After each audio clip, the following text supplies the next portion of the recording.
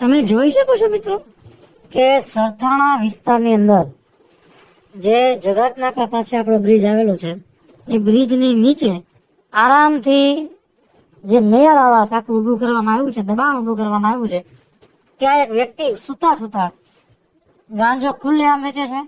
પેલો ભાઈ એને પૈસા ગણીને આપે છે અને એક માત્ર 10 વર્ષનો છોકરો ગાંજાનું પેકેટ લઈ અલગ અલગ પડીકીઓ બનાવી અને ત્યાં ખુલ્લેઆમ ગાંજો વેચવામાં આવે છે.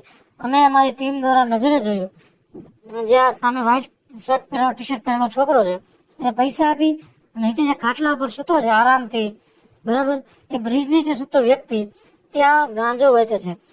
લગભગ દરરોજ 1000 રૂપિયાનો ગાંજો એ પુલ નીચે વેચે છે.